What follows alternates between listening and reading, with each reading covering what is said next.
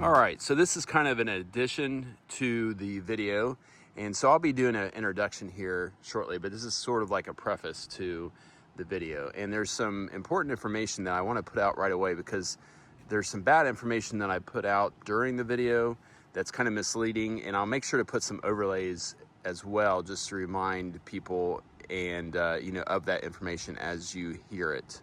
And it's really hard to edit stuff out like that when you're in mid-thought and you say something without it kind of really just detracting from the whole message. So with all that being said, we are going to be installing these Engel fridges, and that's what this video is about. And we're replacing our NovaKool fridge. So that is what the video will be about. And we are in Claremont now, and so we're staying at our RV lot, so that's why I'm kind of just showing you this to make it a little bit more interesting as I tell you this. But the Engel fridges, the SB70 F to be more specific, but they advertise them as SB70s. It is the DC only model that we are putting in, and so that is the model number for the DC only. That's what we decided to go with. They will not technically freeze. They have a freezer compartment to them, and meaning they have the little shelf that you can put stuff in, as you've seen maybe in like hotel fridges or little micro fridges. They have one of those. Okay, so I'm going to put the overlay up of how they advertise it, and it's slightly misleading. I'm just going to say that. Though they don't advertise it technically as a freezer, though the name literally says fridge freezer. So you take it for how I kind of took it. And they don't have in the description anywhere really what the temperature ranges are. So that doesn't really help you to figure that out as well. I did receive a call from Engel, and they explained it very thoroughly, and their customer service is really second to none. And so I want to make sure to tell you that if you ever need anything from them, like in the past, this is like our, 10th Engel product probably that we've owned. In the past, I had a cord that wasn't included. They sent me the cord. It actually wasn't the right cord they sent me. They sent me another cord. So they're really out to make sure that you are taken care of. And, I've never had any issues with customer service, with Engel. And the times I have had something that wasn't quite right, they've made it right. So I do want to say that as well. But the best you can really expect to get out of these is like -17. And then the best that I ever got or was able to receive with the low temperature was 22 degrees Fahrenheit. And this is all in Fahrenheit. And so -17, some people report you can get them as low as that. We are in Florida, of course, and so the temperatures doesn't really help the situation at all. And so, yeah. And then just one other note, another reason why I kind of had the wrong impression, that because it does say fridge freezer in the description, kind of emphasizing that, is that we do have a Engel MT 45 Platinum series. And that's the digital Engel fridge, and we love it. It's been great. It works great, and I'll say that later in this video. I'll even show you how we're using it temporarily. And that will get down to like -3, or not negative, but it'll get down to like 3 degrees. So, and I don't know what the advertised amount is. I went on the website to see if I could find that as well, and there's no advertised amount. There is like their data sheets. So that is, you could probably say, well, they do advertise it because they show you the data sheets. But there's no like general description. That does get really cold and almost freezing, almost zero, I should say, well below freezing. And so I guess I was hoping for like a similar performance as I had with those. And this isn't the first time that we've bought these units. I did do a travel trailer, and I'll mention that later again. So just, so anyways, that is the preface, and here is the main part of the video. All right, welcome back to another episode of Up in the Air.stream. And in this episode, we are going to be working on our fridge. So most of you that, there's a little wily dog. Most of you that have a 23-foot Airstream or a Airstream in general will know that the NovaKool fridges are somewhat of a challenge to keep working efficiently, especially in the heat. We are currently in Claremont, Florida, our home at our RV lot, and we just got back from basically down in St. Pete Beach for a couple days, and it's only an hour and a half away, so we were enjoying it. And so things are kind of in a disarray and not as organized as usual, but I wanted to start this video off and basically share with you, as I normally like to do. Chrissy's hiding behind the side there, so she's not in the shot.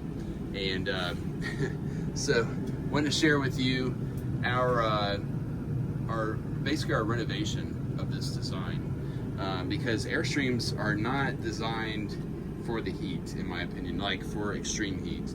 And to be fair, because currently it's 97 degrees out in here at Claremont, and that's pretty common. We have over 100 days a year where it's 90 degrees and above. And so we got to fix this. And the first thing we're going to do is we're going to fix our fridge.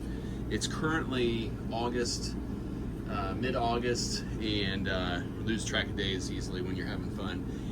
But it's mid-August, and it's really just pretty typical for this time of year. And they warned us, the folks, our neighbors warned us. They said, yeah, it's going to get brutal hot as it normally does. So what we're going to do is we are going to retrofit the NovaKool fridge, and I'll put the exact model that we have. It's the RBU model. They make several different, but I'm not going to keep this open very long, but this is kind of like showing you what the fridge looks like in the freezer. And when we first got here, Chrissy had noticed that the fridge had got wet, the freezer that is, had got wet, and it actually ruined our thermostat because it soaked it. And I'm gonna try to fix that, maybe open it up and see if there's just a battery that's saturated or something. But the freezer had got basically defrosted completely. None of the ice was frozen any longer. And so we knew that this was the time. Well, we went away for the last 4 days, and so we ordered a Engel fridge, an SB70, which is a DC only unit. And I'm gonna put that overlay up for you so you can see exactly what model we're gonna be using.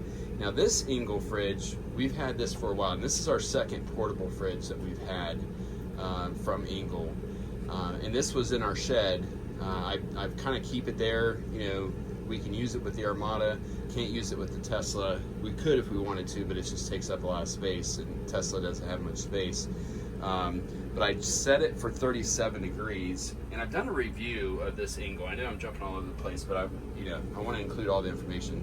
So I've done a review on this fridge. So if you want to know more about these portable Engel fridges, they're awesome. Dial on it, and it gives you the exact temperature that you're desiring. We're going to have to mess with our new fridge doesn't have a digital display. If I remember right, the SB70 doesn't. It's a built-in design. It's not portable like this. We joked that we should just use this instead, maybe get like another one, but we've already ordered the SB70, and it's actually here, so it's actually out in the shed, and I'll be starting this project tomorrow, so I'll be showing you that.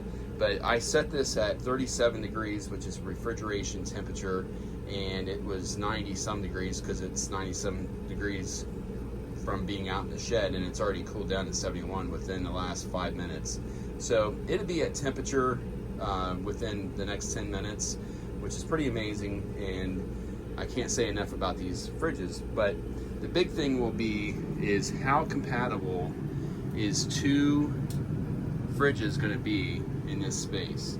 And I can tell you one thing right away from doing the measurements is that I think it's going to fit, but I don't know for sure. So don't go ordering you one before you see the end of the video, because obviously I'm not going to publish it if it's a total wash. But yeah, you might have some real challenges with this, or I might, have some real challenges with this. I know we'll probably end up having a shelf in this space right here that I'll have to close in something, and then get maybe some Formica.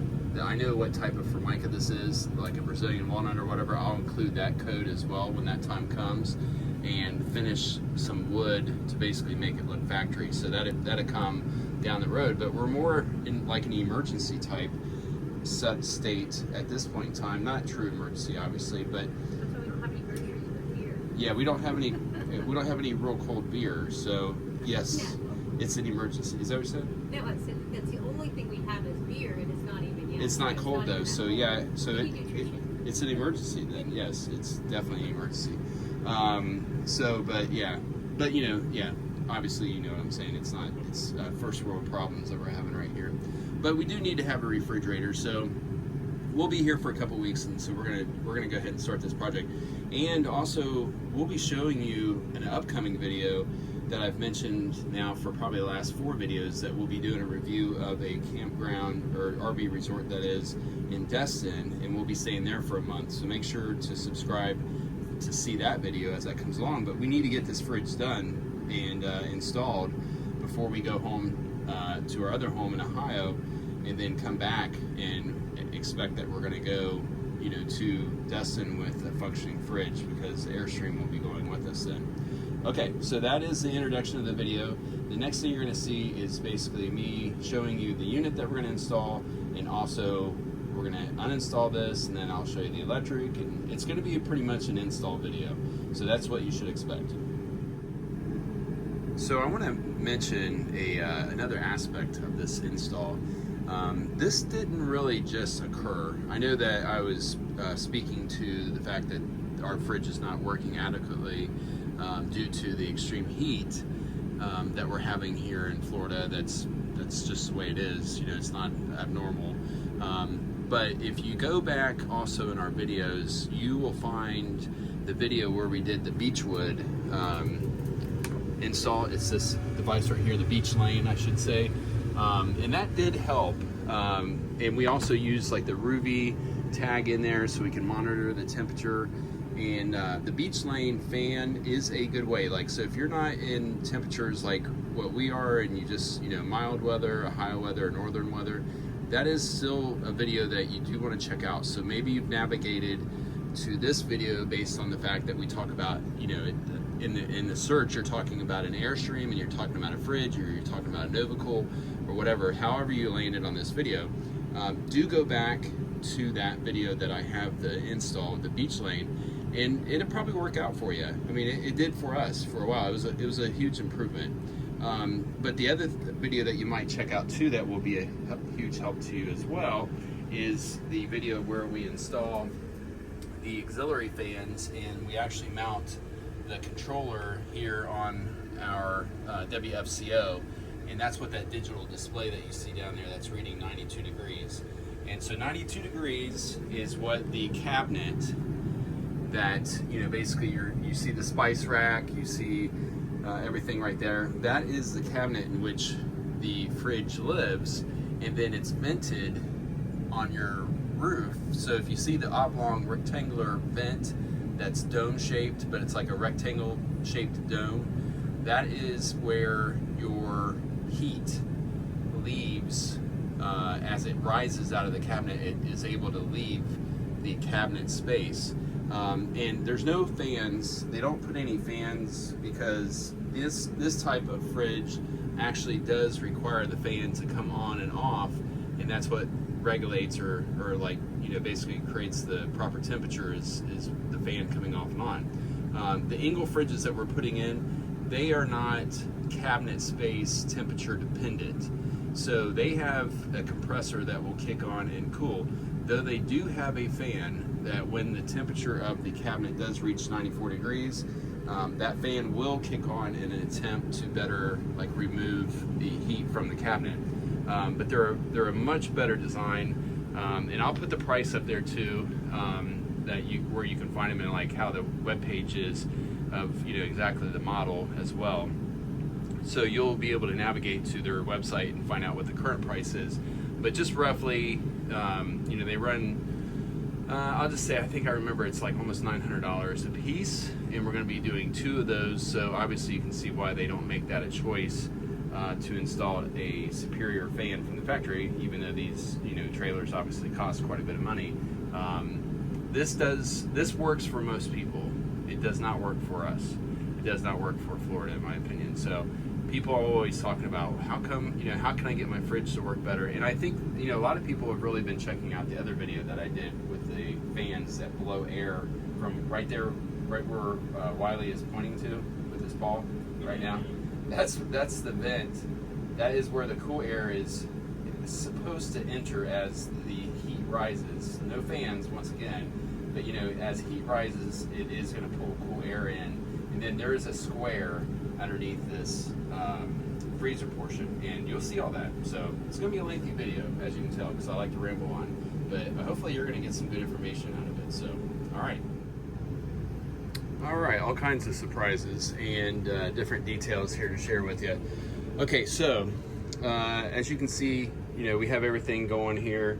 That is the temperature probe for the fan system controller that's sitting down there that I cut out in the previous video that you're going to want to go back and kind of maybe just quickly go through it to see what I'm talking about.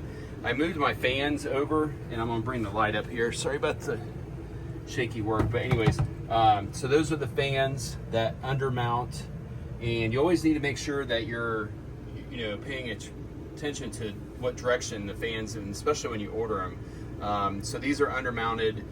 The good thing about the undermount would be if I need to replace them or whatever, I can take the WFCO out as far as it goes, and I can actually reach underneath there and get to those. So that's good. And then you'll see that there's a little like pigtail sticking up. That is that controller, or this fan here has the ability to do fans in series, and so another fan will be mounted.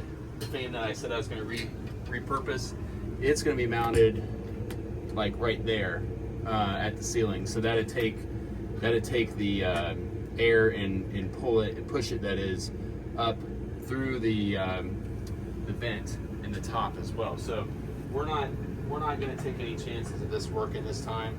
I feel like there's so many more better designs and things that Airstream could have done to make this work better. And this right here that you're looking at, this is another detail that I'm talking about.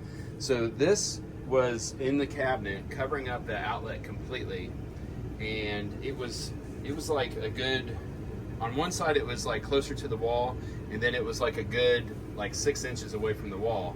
And I don't know why they put that in there. I think I know why. I think I know that they probably put that wood in there to basically act as a shield from the radiating heat of the Airstream.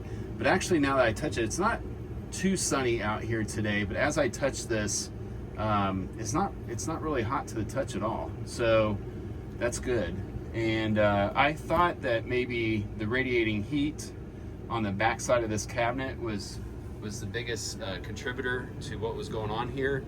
But now that I feel that, it's not really warm at all. Now what I am going to do is I am going to put this back in there because it does act as a shield no matter what. But I am going to back it with some foil, or I might actually take some foil and just put it right to the aluminum and put some aluminum tape across there and fix it in there and just get rid of this piece of wood. Because the reason why I say that is I had no idea that, hush baby boy, that outlet was there. It was behind there, and as you can see, the good old quality work there at the factory, somebody cinched that down when they were drilling this into the wall. And I'm gonna have to leave it like that because it's gonna bug me, but I am gonna have to leave it like that because that's how they had fixed this outlet, was these RV style outlets. This was probably my guess is this was actually supposed to be cut out, and somebody figured out a way to half-ass do it, excuse my language, but that's the truth. That was probably supposed to be recessed into the wall, or and those wires were supposed to run through there. I don't even know why they had it here, because this is a DC only fridge, and maybe if I would have known that was there, I might have actually maybe ordered the other fridge. Probably not. I don't, there's no reason to add more things or more components to failure. I want these fridges to run off of DC, and I've said that before. I do want them to run off DC primarily, and so plugging them in will give them the opportunity to run on AC, and never really challenge the batteries to allow the solar to actually do its job too as well. And DC voltage is something that we have plenty of, AC amperage is actually something that we're pretty limited on because we're a 30 amp unit, even though the multi-plus will assist. So not to get into that too much, but there's all kinds of different aspects of this project that we're getting into already. And it will be a two-part video, so just so you know, this is gonna be part one, and then I'm gonna make a part two as well. So I'm gonna figure out what I'm gonna do about this outlet, and you know, I don't really have any use for it, so but maybe in the future. So I did end up removing the outlet, and it's really easy to do. I was thinking about it last night as I'm waiting more and more parts to come in each day via Amazon, and I thought about it. I was like, yeah, I'm gonna cover this outlet up, and you know, it's gonna stick out a little bit, and it's not gonna let me be able to push the piece of wood as far back as I want to once I get the bubble foil insulation, and I forget what the name of that stuff is, like NovaKool or something like that. But anyways, I'll show you on the screen now what I ended up skinning the backside, and also I'm going to do the inside of this compartment. And you know, the thing about these RV outlets is they make them where they can quickly wire in an outlet in a section of Romax. And so I isolated the circuit, of course, by putting my circuit tester in there and then making sure that it went to 0 when I flipped the circuit. Make sure, you know, you do your own research on how you want to do that. I'm not saying that's how your approach should be, but you know, safety first, obviously. But then I just utilized the original holes there and zip tied it. But that Romex wire doesn't actually get cut at all inside those outlets.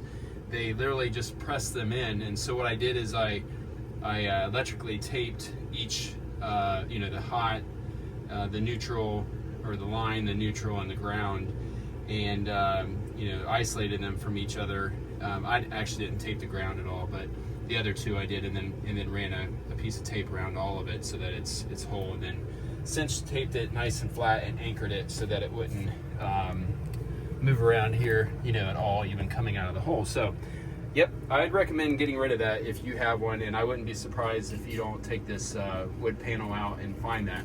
Now the other thing that I'm going to show you that we're going to do is we're actually going to tape up, once we put this panel in and have this wood panel here, we're actually going to use some aluminum tape and tape up this little gap right here as well, up in there as far as I can. Well, actually that won't really work out too much, but I will a little bit, just to kind of keep stuff moving in the correct direction. So we'll utilize a little bit of aluminum tape. The rack system has showed up, and so really the next step for me to do is to get that rack system assembled and get some measurements off of it to see how it's going to fit inside here. All right, so a little bit of an update on how things are going.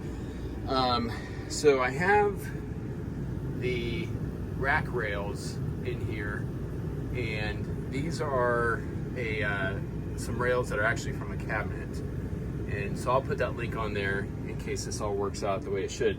Now the thing about these is these are the type of rails where it's the United States standard here, which is 5mm, and then the EU standard, which I didn't know there was a difference, but there is. The EU standard, just like the decal here says on the backside, is 6mm, and so I'm using the 5mm size because that's more compatible with the size of the holes that are on the actual fridge. So I justified these to the top, and it doesn't look like the normal cabinet like blanks are going to actually fill the gap here, so I'm going to have to get a little bit of creative. I think it's going to end up being some aluminum that I'm going to basically cut. So I'm not quite sure yet exactly how that's going to go as far as the trim. I might figure out a way to be able to extend those, because I ended up making these wide enough. They're basically like, I think they're 18.5 between here and here, and between the fridge as it needs to slide in there is 18 1/8. So I'm hoping that the holes kind of line up. This down here is going to be steady enough to put the fridge on the bottom, and then I still will have to figure out how to trim it out down there as well. But the good thing is this is recessed, so it does give me a lot of possibilities to be able to trim things out. So we'll go from there. I have a platform coming, and the platform is kind of crucial though, because the platform actually needs to mount above the bottom unit, which is going to be the freezer, and then the top unit is going to be the fridge, as I mentioned earlier. But that platform is crucial because that platform is going to support the weight. So there'll be a total of 4 rails in here altogether when that does come in, and then that platform actually is adjustable, so you can infinitely adjust it from like 18 to like 34 or something like that. So it gives you a lot of flexibility in the adjustment. Now I'll probably go ahead and put the other rail over here before I put that before I put the freezer in here and wire it in, just because it's going to be easier to do that. And then but I kind of want to go ahead and get the freezer in there so that I can see that in fact it's going to fit. So I'll still be able to zip some screws in the side here, and I am going to have to, because this is 1 inch wider. I think it's 3/4. Let me check right here. Let's see. I think it's whatever it is. I think this trim piece here is like 7/8 or 3/4.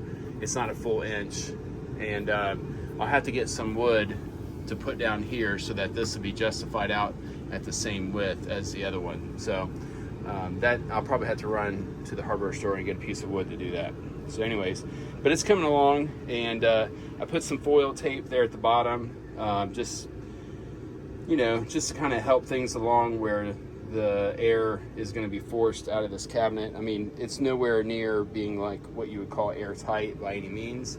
And then I've put these holes here that will correspond with the fans, 2 fans that I have right here, and these 2 fans will connect to this connection here, which is the pigtail that I showed you earlier. So I still need that USB cable to arrive via Amazon, hopefully today as well, and then that will go up the wall and then in here, and then I think I'm going to top mount these because there's really no reason not to. And then I apologize for the shaky camera work, but I want to show you guys something if I can. I think I can. Yep. So if you look through the hole that I made, there is the ducting with some crude aluminum tape all around, but at least they did put some aluminum tape, and it just rained really hard, so it's actually good for me to visualize this because I do not see any signs of leakage at all. So, but yeah, you can see up in there, and that's that rectangular dome. And so what, this is how this is supposed to work. The air is supposed to come in here in front of the WFCO underneath of it. It's supposed to go through this cabinet. It's supposed to go through that hole without the fans. Those are new. And then there was no holes there. It was just supposed to go through that gap. And what I ended up deciding to do, because the foil bubble, double-sided bubble insulation is not here yet, I'm going to actually run it on the inside of this wood up the wall, and then I'm going to curve it around and then tape it off here and mount those fans, tape it off here, basically just like loosely like roll it over, and that way the air is forced through these fans, which is what we want to do. We want air to be moving as we want it to, not just by gravity. So fans don't really do much. They'll have some effect, but they do a lot better if you have things sealed off, and then the fans actually will draw air more than just kind of blowing air, if that makes sense, because we don't want it to kind of like blow air through here and then it recirculate here. We want it to actually draw air all the way from the bottom. So we want this compartment to be as airtight as possible. So alrighty, I'll show you the next step. All right, so I did decide against top mounting these fans just because I thought about how, you know, they're gonna gather some dust on these screens, and I'm gonna wanna be able to, at some point in time, service them. So, you know, it's probably gonna be one of those things where there's gonna be a panel up here, and I'll try to make that panel like fairly easy to remove so that I can reach in there and just wipe these off. So that'd be the better way to do it. So now we just need the USB extension cable. All right, so this is coming along. I will say that my measurements and my fear that it was going to be super close was absolutely right. It was like shoehorning it in there, which is what you want because you don't want the thing to be moving around. Obviously, we need to put some screws in all the way around. It's got like 4 mounting screws, but it is like a super rigid, like tight fit all the way around. So pretty happy with how this is progressing. And I know it's kind of hard for you to see. I'm going to back out a little bit on my zoom here so you can actually see a little bit wider view. So at the bottom of these units, they purposely have a grill built into them for them to breathe. And you know, they obviously don't know what type of cabinet that they're going to go in, so they're trying to set you up for success to include the vents here at the top. And I'm going to need to trim across here somehow to basically separate the 2 units and then also create the shelf. So that this is the easy part, really, when it is putting one of these units, 2 of these units in the same cabinet. I have done this actually before. We had a previous travel trailer, and maybe I've already mentioned that before. But you know, then I just used all aluminum because the trailer was trimmed out in aluminum, and I was kind of trying to resist that a little bit, even though obviously Airstreams are aluminum. So to kind of explain a little bit what's going on here, I have a step stool so I can get back in here further, and I put a gland. There's our fans, as we've seen. I put a 2-inch gland in there to protect the cables as we go down the road, and then I have these anchors, and maybe you want to keep stuff from moving around. So yeah, I need to put one more anchor, like, and kind of anchor it out here. So see how that moves too much for my liking, and that just, as you go down the road that's like micro abrasions, you know, it's just gonna keep going. So I'm gonna add another anchor there, and then what we have going is the USB extension that I was waiting on that runs up to this upper fan, and I did undermount it like I said. And then my probe for the controller is right there. So that's the probe for the controller that's mounted, and it's purposely mounted so it's not touching the wall. It's kind of like suspended there, and I did that by just using some shipping tape, and it kind of makes it more rigid. So if you just use some shipping tape and like wrap it around a lot of times, that will make your cabling more rigid, so that way you can zip tie it to one of those cable anchors and make it work that way. And then I just zip tied everything else. So the next step we're going to do is I'm going to add the bubble foil to the back wall. I'm going to use a stapler and staple it to the back wall, and then I'm going to wrap it up here and flap it over just a little bit, because I don't want to block my fans, but I'm gonna wrap it up just a little bit and then use some aluminum tape to kind of anchor it. So that will force all the air to be drawn by these fans as it goes up.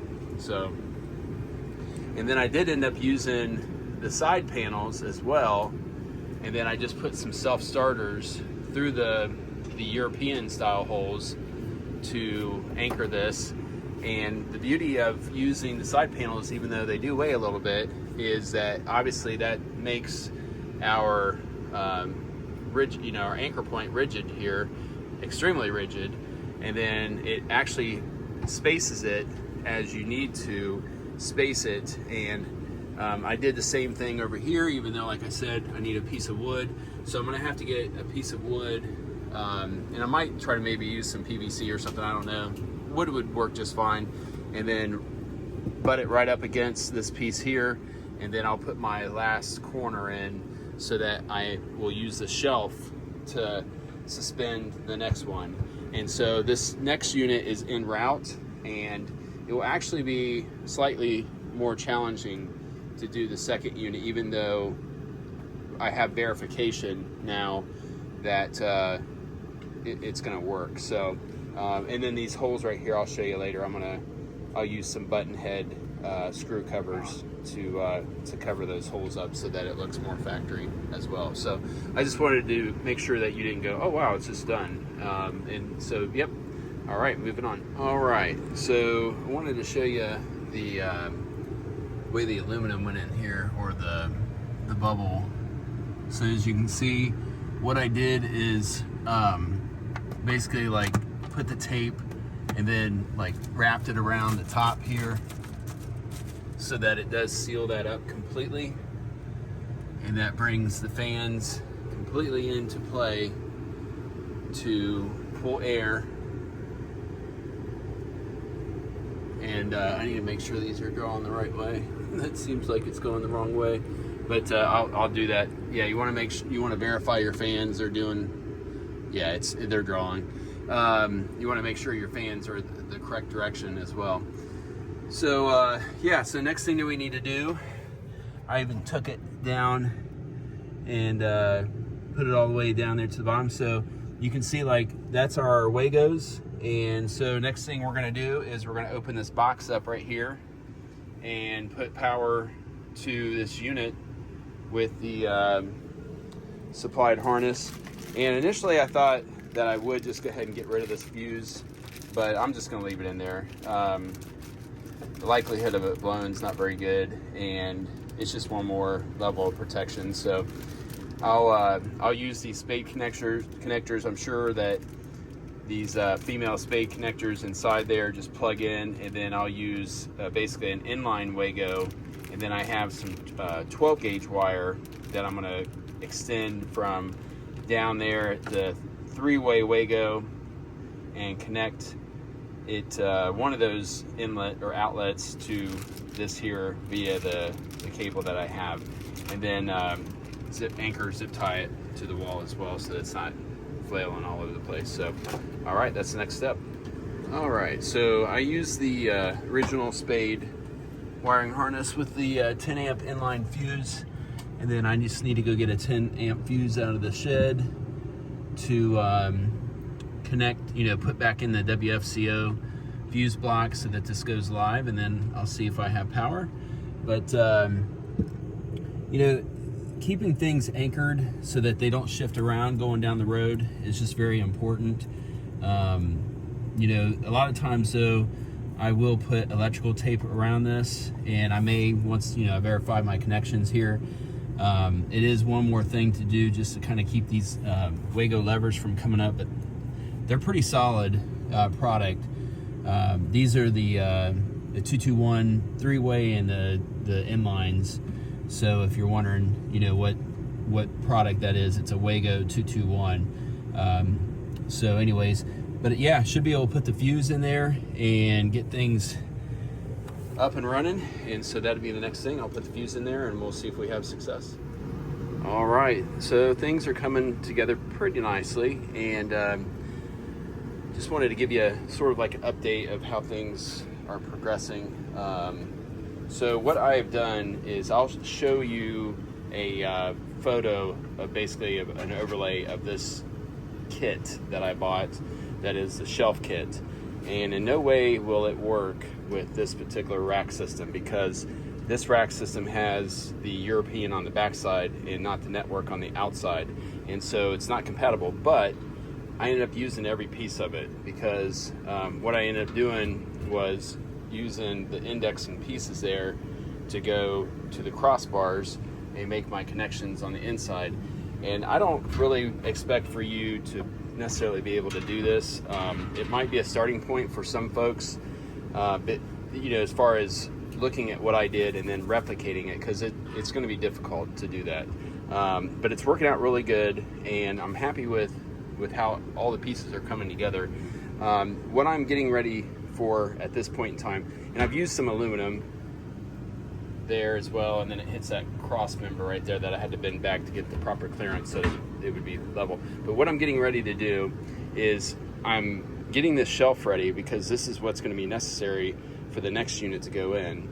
And then there will be a trim piece that goes flush across this and this that will tuck in behind this, and that will finish it off really nicely. So obviously you're wanting to see the finished result, but sometimes folks get upset if I don't show more about how we got to the finished result. So that's why I wanted to do this section as well.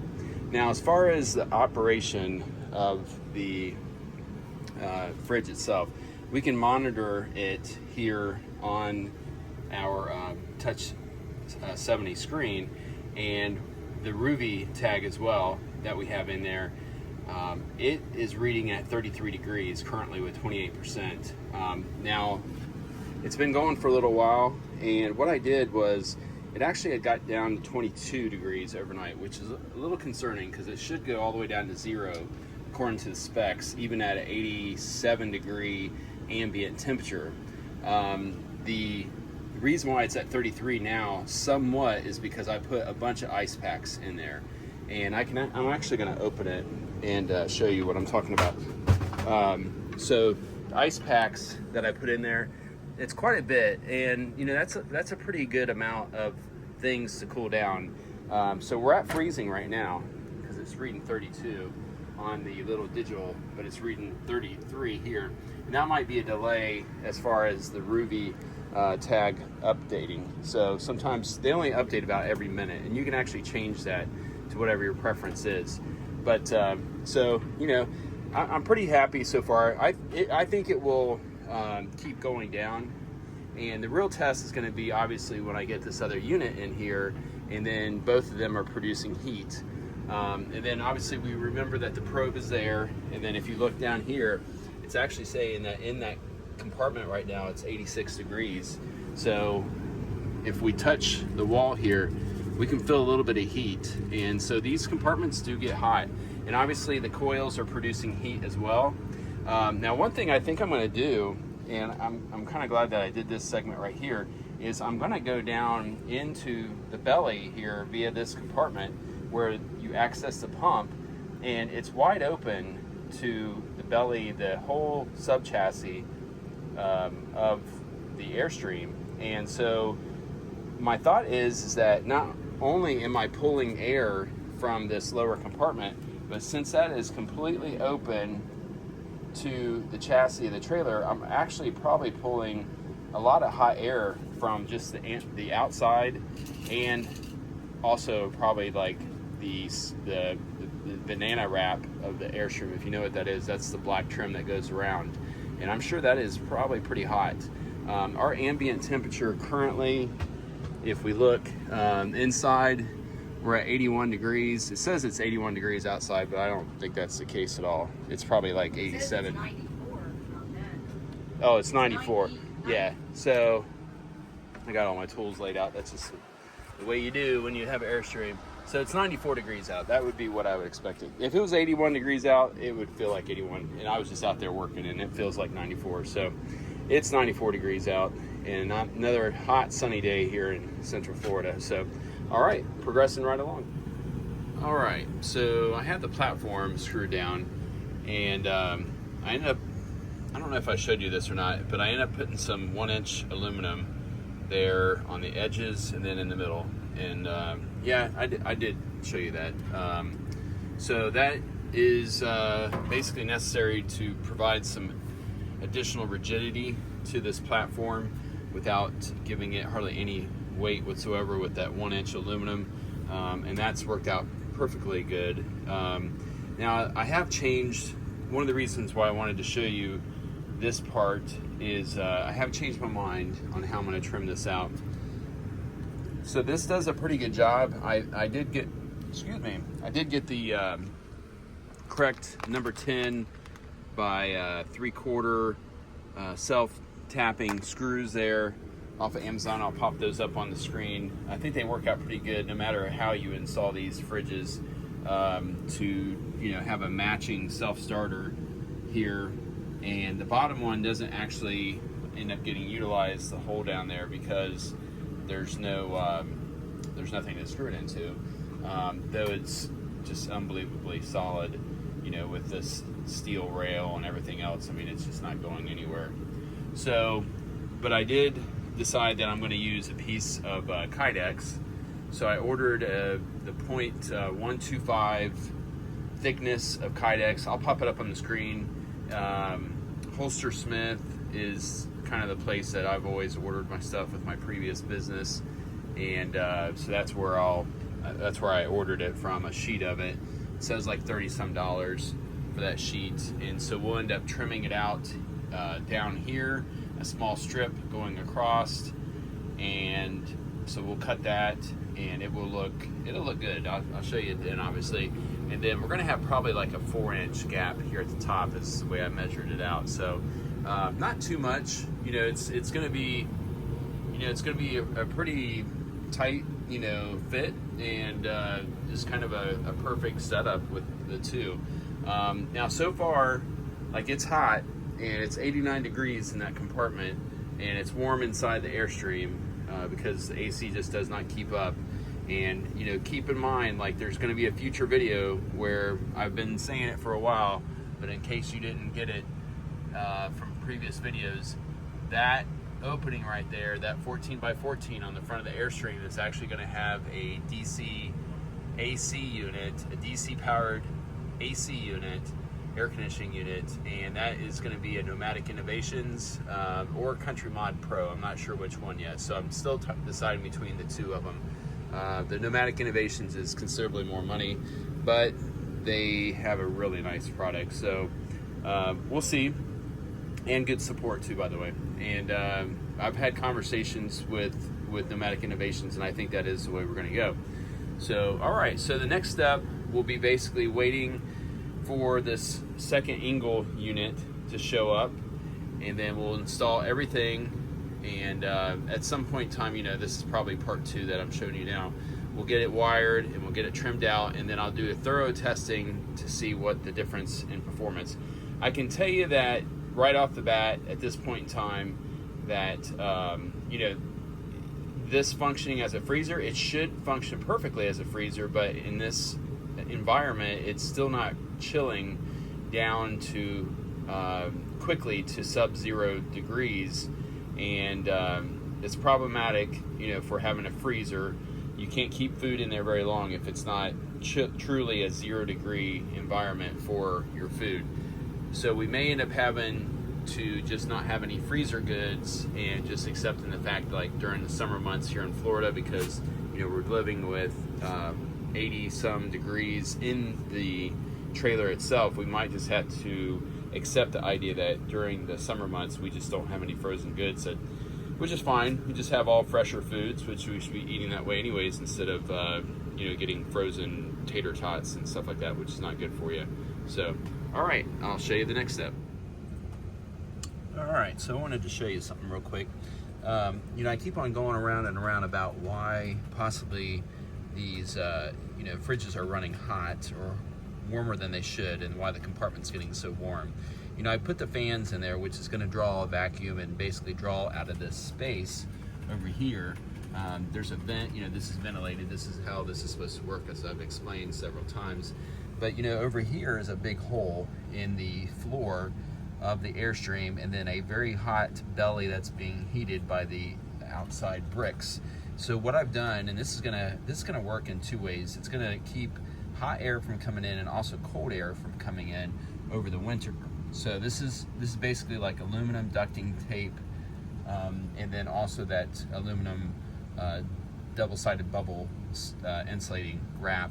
And I basically just made a slit and taped it sort of the best I could, and tucked in some foil behind it all the way around. And I think this is going to have a huge effect on the amount of hot air that's coming in, or cold air for that matter, which I don't plan on doing that anytime soon, hopefully.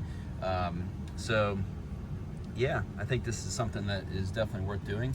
It's easy to remove if you really need to, and that's the beauty of it as well. It's just as quick as it is to put it in there. It only took me like 5 minutes to put it in there, so I highly recommend that. All right, I'm not sure how much I talked about the new units, so I thought I'd show you one, or around this one. This is our second unit, so it just arrived, and Engel USA is definitely the place to buy these. I mean, maybe you could get a deal somewhere else, but I think most of the prices are similar. Just keep in mind that Engel is going to ship it to you very quickly.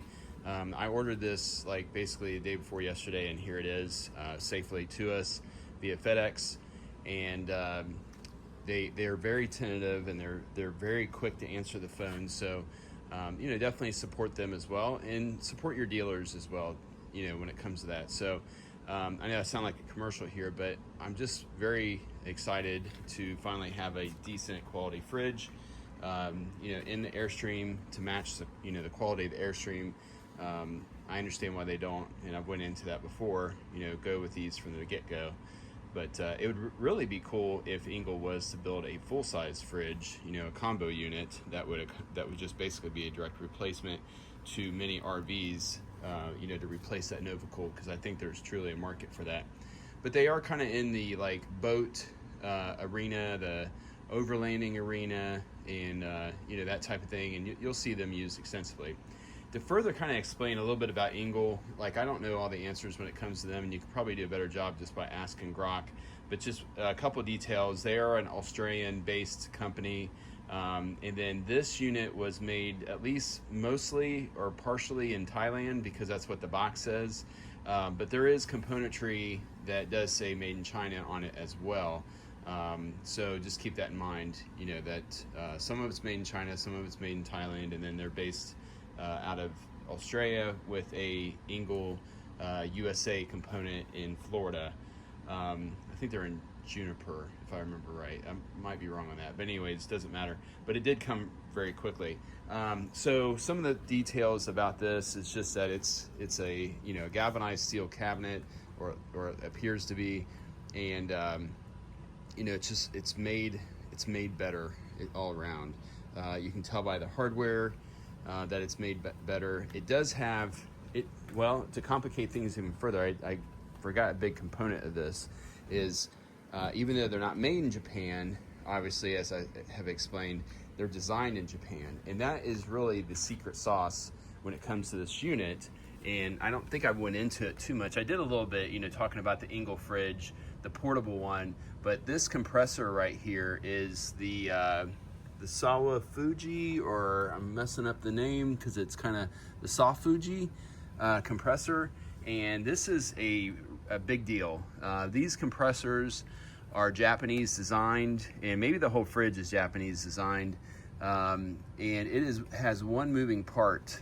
So that is the cool thing about it, that it has one moving part, and that gives it its longevity. I'm just trying to gather where this this little fan was made, but that doesn't really matter too much. Just to know that, you know, a lot of different global effort here to bring you this fridge, and the fact that the compressor is Japanese designed.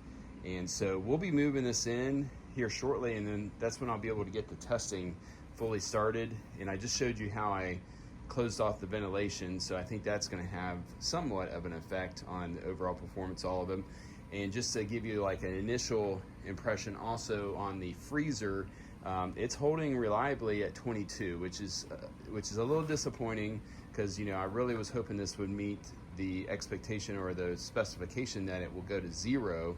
And I may end up, you know, seeing if this unit goes to 0, then of course I need to get on the phone and talk to Engel USA about why maybe that unit is not getting as cold as the other one, because I'm going to have literally two twins to compare the performance of the two. So that's going to give me an indication it's not just my setup or installation parameters. It might be something wrong with the unit itself. So I'm going to, at this point in time, these holes right here, I'm going to use a little bit of foil tape, and I'm just going to cover all these little holes up as well, just because I'm, you know, getting ready to put this in and just in standby mode at this point in time. All right, so here is the finished product, and we have been letting these run for a couple of days now, and they're doing a good job. they are still in the process of tweaking them, and you do have to pay attention. I highly recommend getting the Ruby tag so that you can keep an eye on them, especially if you can integrate it with a Touch 70 or a Servo GX. That is definitely a great product to marry up with the Servo GX.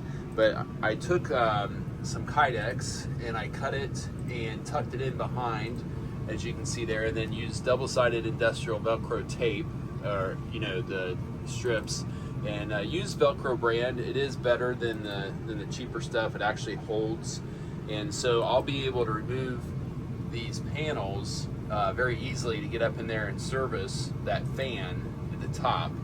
And so that's pretty important, because they're going to collect dust.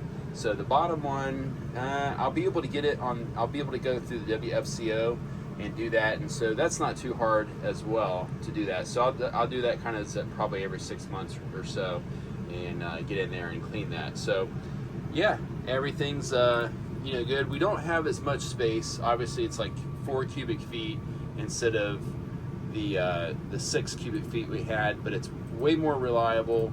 And it does get very cold. The bottom one actually runs a little bit colder. I don't know if it's because of the contents or just because it's not at the top where the heat is passing by, and the fan is blowing on it a little bit harder instead of pulling. But I can easily dial it back to accommodate that. And I think that's just going to be the way it's going to be. Is every once in a while just take a peek at it on the Ruby tags and see where they're at and make sure our food is safe. That's just the way things go when you're living in an Airstream where the temperature is changing, and the temperature here in Florida is so extreme. So yeah, all right, well, make sure to leave any comments if you have any comments below, and hit that subscribe button. We are going to be going and staying in Destin for a month, and we'll be doing a review of the RV resort there, the Destin RV Beach Resort. And that's going to be exciting, so you'll want to make sure to see that as well. So hit that subscribe button, and I appreciate everybody watching. Everybody take care and be safe.